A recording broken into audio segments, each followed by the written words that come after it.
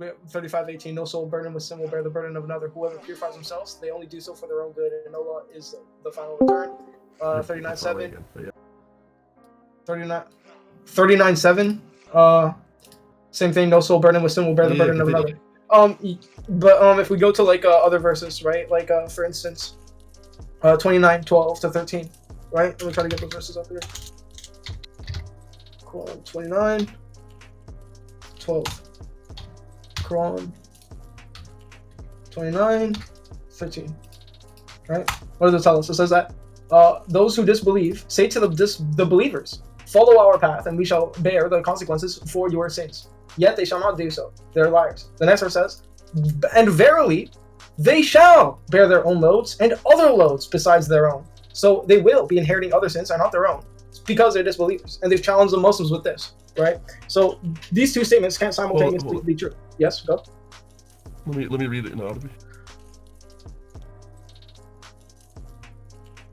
أعوذ بالله من الشيطان الرجيم بسم الله الرحمن الرحيم ولا يحملن أثقالهم وأثقالنا وأثقالهم ولا يسألن. Okay, it doesn't say that they're carrying other people's burdens. Yeah, it does. Which verse did you read? Which one? 12 or 13? Yeah. 13? Okay.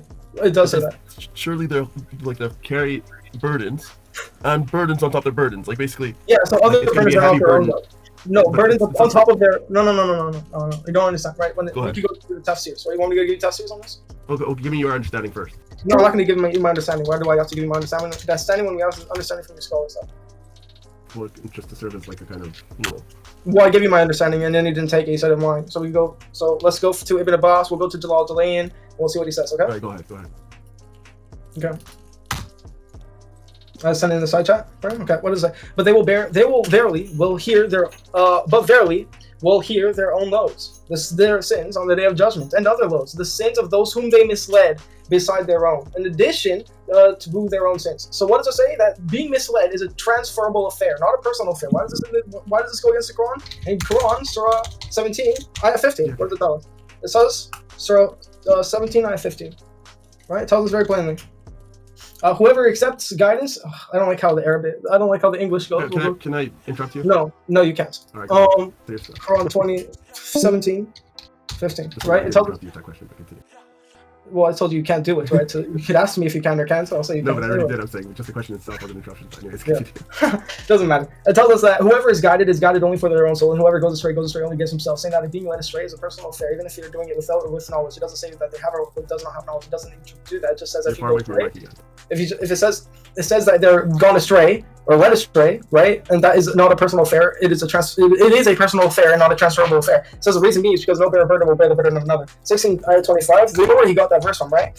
He got that verse where his explanation from Surah 16:15, where it goes against 16:25, where it tells us plainly that disbelievers will carry sins on their backs that are not their own, but of those whom they misled. Right, so he's quoting that verse to explain this verse, even though this verse right here doesn't even say anything about being led astray or being in anything. It says that they just challenge the Muslims that they're going to bear their load if they believe in them. And they say, no, that's not actually going to happen. What will happen is that you're going to continue in your belief in Islam, and they'll bear your burdens anyways. Right? This is what's plainly said. The reason why I brought you Ibn Abbas isn't to merely just show you that he contradicted your saying, but to show you that he's using 16:25 to explain that 29:13, which doesn't make any sense because it doesn't even get explained that way.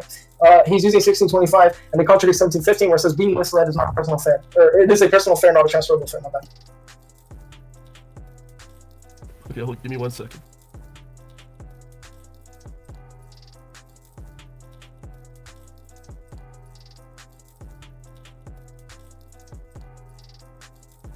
All right, so I have one question for you.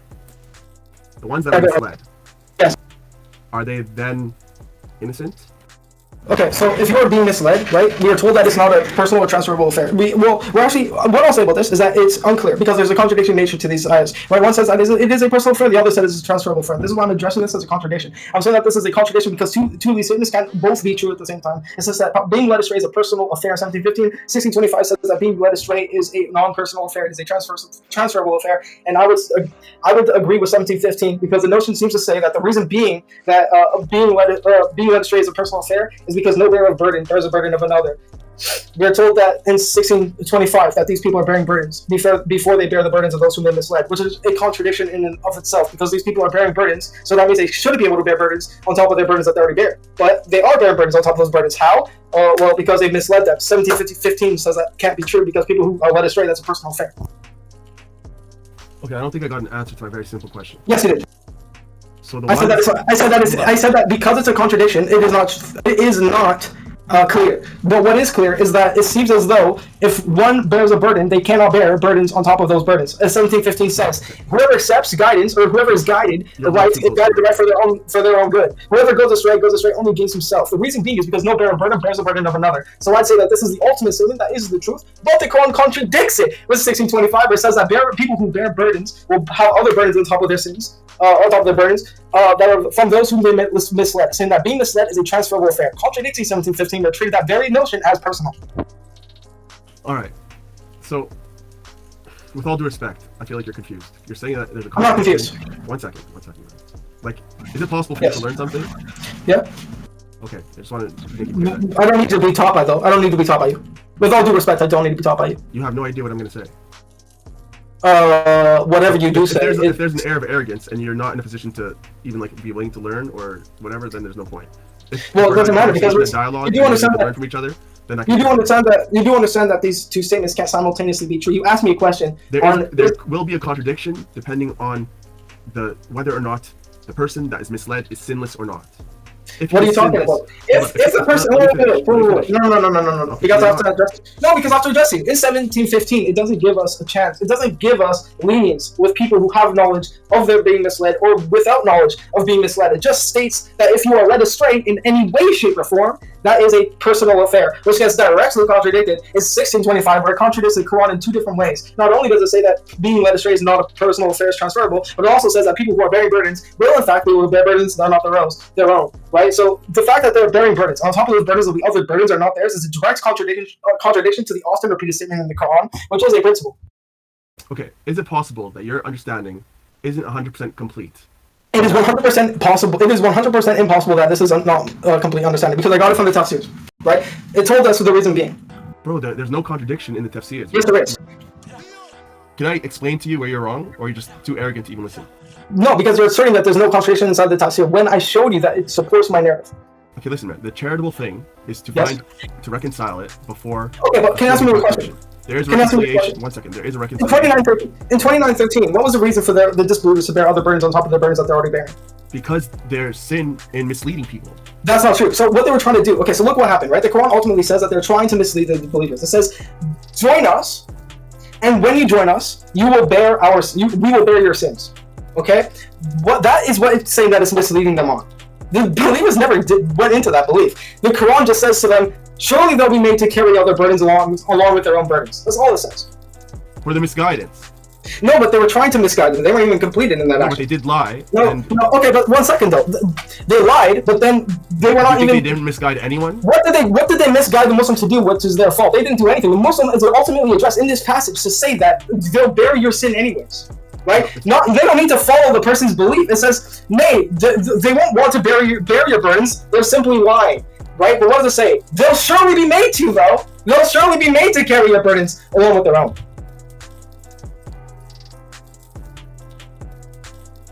What was that again? Oh my gosh, this guy's so low IQ. Yes. No, hold on. What was it, 22 and 23 of Surah Al-Ankabut? What do you mean?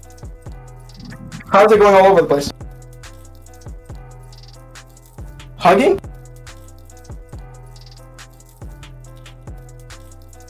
It's popping, because before you're too far, now you're too close. No, it's because I turned my mic all the way to 100%. Like the gain's at 100% because you said you couldn't hear me. I turned down the gain now. Can you hear me better now? Yeah. Anyways, my friend, I'm just gonna say this one more It time. wasn't. Okay. It was far. It was low, and then it was a little. I'm gonna say this one more time. What did they mislead the Muslims to do? So listen, I would understand this if they misguided the Muslim to do something bad, but they didn't. Ultimately, it says that they'll bear your burdens anyways. That's all it says. It says that they're simply lying, that they want to do it, but they're gonna do it Okay, anyways. what's going on here? What is this? Who teleported us in jail? Right? Yeah, what was the ayah in Surah Al-Ankabut again? Sorry?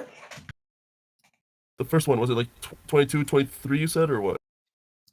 29, 12 to 13. 17, 15, 16, 25. I also brought you a bunch of other ones earlier.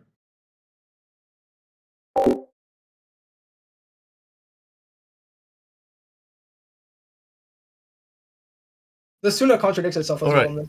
There's no contradiction. Now, Yes, in yes. ayah 13, right? Yes. It talks about how they're going to have burdens on top of their burdens, right? Yes. These burdens is due to, what they lied about, what they invented, and stuff like that. Okay, so you what agree they with me it's misled not you. about misleading them now, right? You agree with that's a stupid explanation, right? What's stupid about it? That's saying that they misled them. They didn't mislead them at all. What did It's they? not What just- did they? it's guide not the just Muslim about to that do? one iteration of I them would agree talking with you. to I would agree with you if they did guide the Muslim to do something bad, but ultimately they did not. It just says that for they're saying that they're going to bear your burdens and they'll follow you, or like the Muslims can follow them, but that's a lie. They don't want to do that, but they'll be made to do it anyways. That's all it's saying. For No, what? look at the last part of the ayah. It says, I'll blame Okay, are they wait. Are they bearing burdens? Are they bearing burdens on their own? يوم القيامة عما كانوا يفترون. I don't give a fuck about your scribbly shit. When in No, it's saying on what they used to invent. So it's not just like, it doesn't matter that they tried lying to the Muslims or whatever, but it's more than that. It's speaking generally of their sins of misguidance. No, it's going to weigh on their scale. Okay, so the disbelievers are carrying burdens, right? Yes or no? Yes. On top of those burdens, there'll be other burdens, right? Yes. That's a contradiction in and of itself. No, it's not. Yes, it is. It says repeatedly all over the Quran that if you are bearing burdens, you will not be able to bear burdens. It literally tells us. No, you don't bear other people's burdens.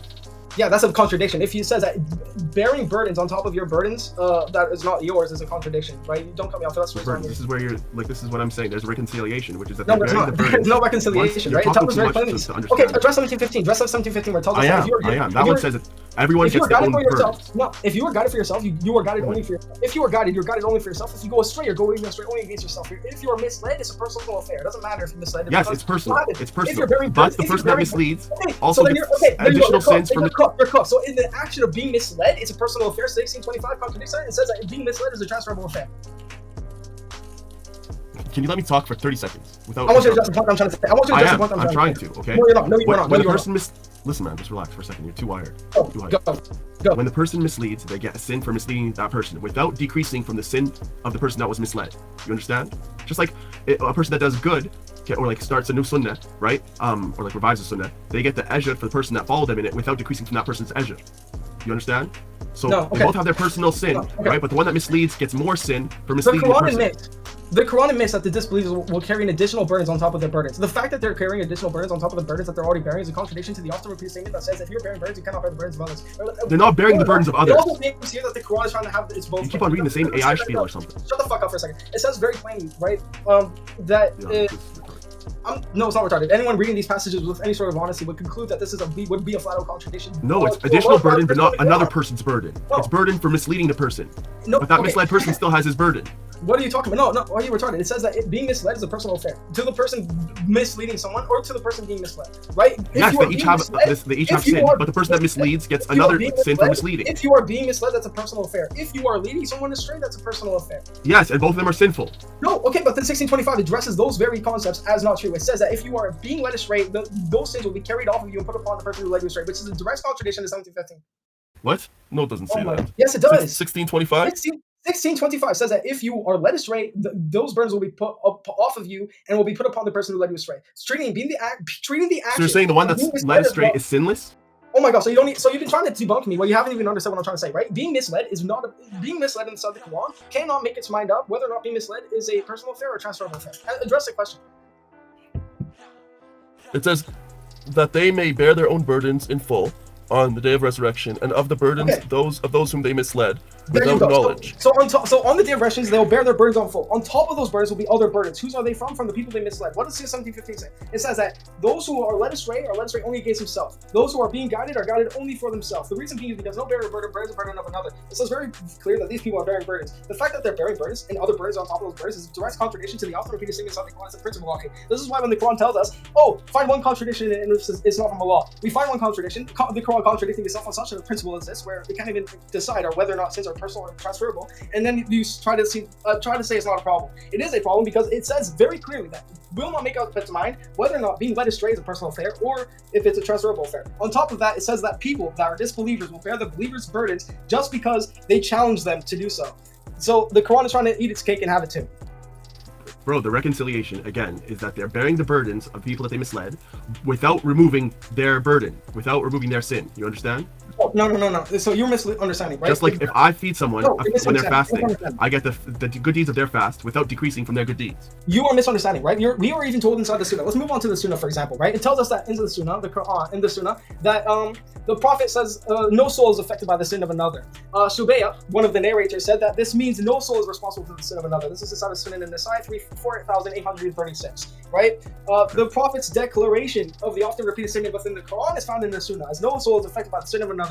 What are we told though? That one time there was a war that was happening, and the companion was scared that he was going to get killed. He goes to Muhammad and says, "O Muhammad, O Messenger of Allah, should I not take my sword and strike those who do that?" He said, "Then you will be just like strike those people. Who do what? Enter your house. Rather, enter your house." I said, "O Messenger of Allah, what if they enter my house?" He said, "If you are afraid of the flashing of the sword will dazzle you, then put the edge of your garment over your face, and let him carry his sin and your sin, and he will be one of the people in hellfire." Now, can you repeat that? Yes. Okay. He said, "If you are afraid of the flashing of the sword will dazzle you, then put the edge of your garment over your face, and let him, the disbeliever, the kafir, carry his own sin and your sin, and he will be one of the people in hellfire." So, I don't get the context here. Comforting his companion, saying that if you are afraid that you will be killed, just let the murderer kill you, and when he does that, he will take your sin upon himself and you'll go to hellfire. When he does, he'll be one of the people in hellfire. I harmonize this hadith with the hadith where it says that a kafir and his killer will not be one together in hellfire, right? So he's saying that either if a Muslim is killed by a kafir, or a kafir kills a Muslim, in both cases, a Muslim will have his sin carried off of himself, and that sin will be put on the kafir. What's his sin? The bearing the burden. No, but right. Let's say a Muslim gets killed by a kafir. What's the Muslim sin? Okay. We are told that there are people that will have their sins weighed out like mountains on the day of judgment, and he will remove those sins and will place on them on the Jew or the Christian.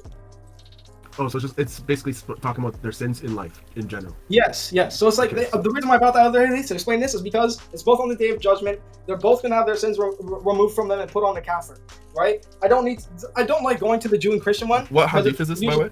Sunan ibn Majah 3958. Right?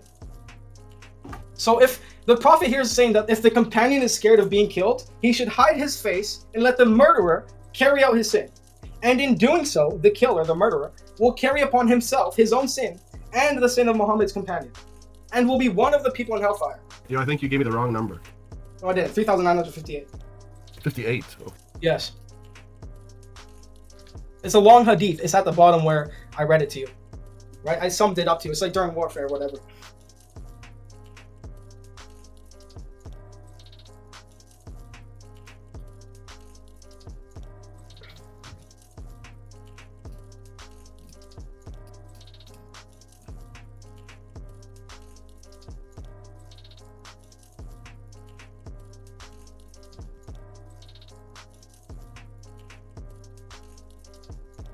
Are you there? Yeah, I'm reading it.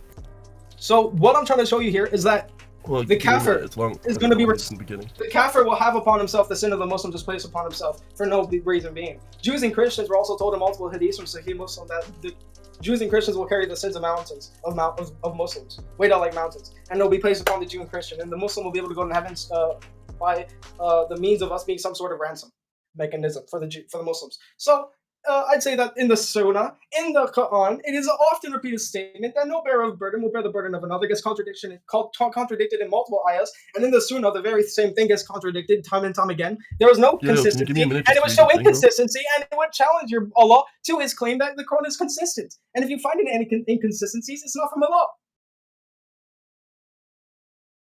Thank you.